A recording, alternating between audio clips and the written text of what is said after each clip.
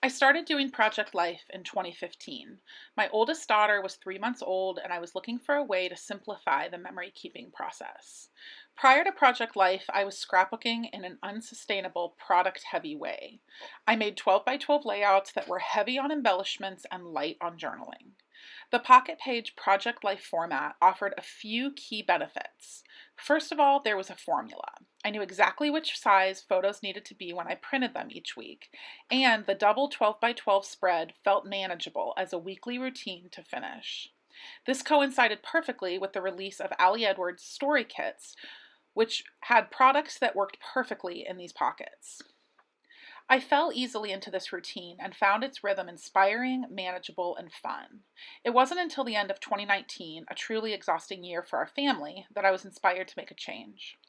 In 2020, I moved from weekly 12 by 12 spreads to monthly 9 by 12 spreads. This worked great with the Stories by the Month kits I was getting from Ali Edwards. It wasn't a huge change, but it was enough to keep me going. Then in 2022, I was ready to make a bigger change. Inspired by the 10 by 8 format I used for my 2021 December daily, I decided to try this 10 by 8 for Project Life. It quickly became apparent that I took for granted the ease of the printing process offered to me in the traditional Pocket Page format. One of the most cumbersome aspects of scrapbooking is formatting and printing photos. The 10 by 8 size was too confusing for me to figure out easy grids with the right size for multiple photos, not to mention that the Pocket Pages that do exist for that size are rather large, and I wasn't able to include as many photos as I wanted. Still itching for something new, I tried something sort of radical, an altered children's book every month. I wanted to keep the monthly format, but wanted more freedom outside of the pages. The BFF Sticker Club that I started with my best friend was giving me lots of fun mail and pieces of ephemera and stationery that I wanted to be able to include in my Project Life albums. It was really fun to make these altered books, and I learned a lot, but it was definitely not a sustainable memory keeping process. Finally, possibly out of pure exhaustion more than anything, I decided to try my hand at making a book digitally through blurb.com. I had made some vacation albums from them and loved how they turned out. I can tell that this is the wave of my, at least foreseeable, memory keeping future. Still organized by months, this particular book covers August to December 2022. I plan to print only one book for 2023 that will hold the entire year.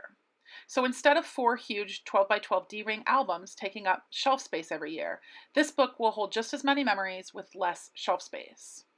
I plan to continue making layouts just as I have in the past, with less pressure to keep so many memories documented in order not to get behind. I have one 6 by 8 album this year that I've been adding to, mostly with story compilations of my daughters.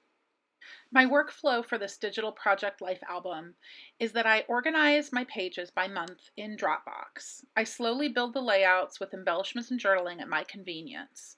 The process is much faster. I can grab digital products from another folder that I have on Dropbox if I need a journaling card, embellishment, etc. I keep them all in here labeled January 1, January 2, or if there's something else that happened, like a birthday party or another event, I label them as such. And then when I go in at the end of the year to build the book in the Blurb software, it's very easy. This is an 8.5 by 11 book, so I make my spreads about the exact same size. You can see that some photos extend all the way to the edge of the page, which I really like. I like how I'm able to have really large photos and not worry about the cost of printing at home. I assume that every year it will just be built into my scrapbooking budget to know that I have a big cost at the end of the year to print these books.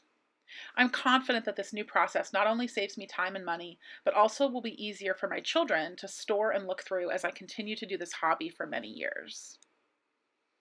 If you want, you can stick around for a couple more minutes as I flip through the rest of this book. Please let me know if you have any questions in the comments, and thanks for watching.